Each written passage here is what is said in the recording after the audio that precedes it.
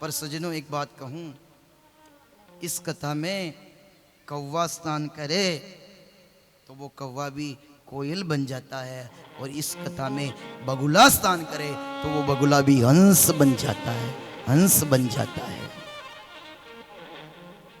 मज्जन फल देखिए ये तत्काला, काक होई पिक बकौ मराला। कौवा कोयल बन गया और बगुला हंस बन गया। कौवे के कोयल बनने का मतलब क्या है? कौवे में और कोयल में क्या फर्क है? क्या फर्क है? कौवा भी काला और कोयल भी काली ही है। फर्क क्या है? केवल वाणी का फर्क है? वाणी का ही तो फर्क है। बाकी अरे कौवा किसका धन घर लेता, कोयल किसको दे देती है। कौवा किसका धन हर लेता, कोयल किसको दे देती है। केवल मीठे वचन बोल जग को वश में कर लेती है। केवल मीठे बोल जग को वश में कर लेती है। कौवा किसका धन हर लेता, कोयल किसको दे देती है। कौवा किसका धन हर लेता, कोयल किसको दे देती है। केवल मीठे वचन बोल जग को वश में कर लेती है। केवल मीठे वचन बोल कर जग को वश में कर।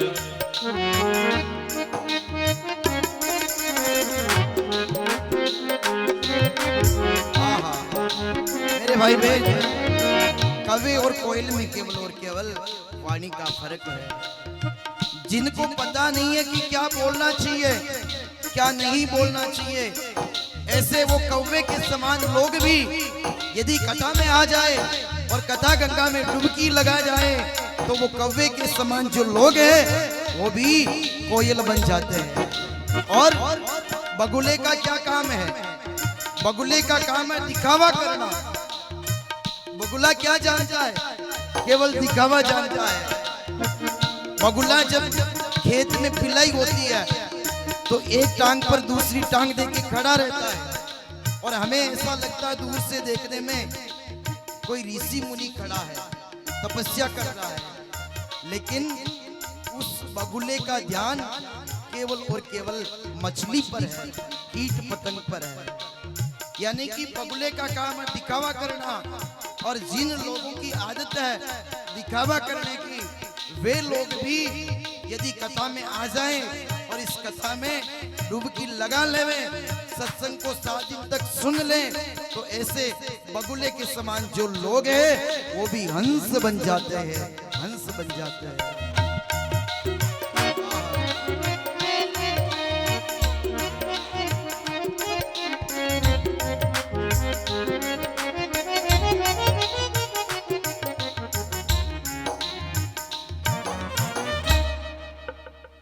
कौवा किसका धन हर लेता, कोयल किसको दे देती है। कौवा किसका धन हर लेता, कोयल किसको दे देती है। अरे केवल मीठे वचन बोल जग को वश में कर लेती है। केवल मीठे वचन बोल कर जग को वश में कर ले। इसलिए मेरे भाई बहन, ये वाणी ही हमारे लिए सब कुछ है। बस इस वाणी में अमृत भी है और इस वाणी में गाँव भी है। अरे भैया, कोई चोट लगी हो तो वो चोट तो दवाई से ठीक हो जाती है, लेकिन ये वाणी रूपी बाण चल जाए तो ये घाव कभी भी ठीक नहीं होते। इसलिए हमें तुलसीदास जी कहते कि सोच समझ करके वाणी का जीवन में प्रयोग करना चाहिए, सोच समझ करके वाणी का प्रयोग करना चाहिए। तो सजनों, ये कथा एक नामामृत और कथामृत एक औषधि है, दवाई है। जिस प्रकार सांप का और नेवले का युद्ध आपने देखा होगा, तो सांप के पास जहर बहुत होता है, तो सांप अपनी फुकार से नेवले को घायल भी कर दे देता है।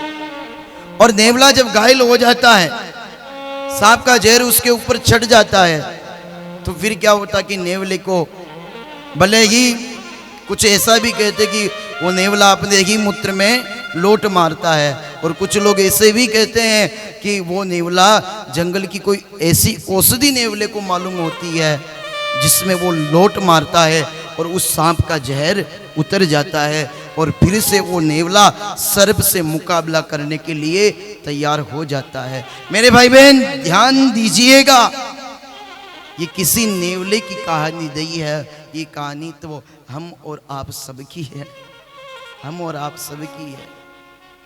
ये जीव ही नेवला है और ये संसार सागर ही सर्प है, और वो सर्प अपने फुकार से जहर मारता है। उसी प्रकार सजनों, ये संसार भी हमें विषय और वासनाओं के जहर से परेशान कर रहा है।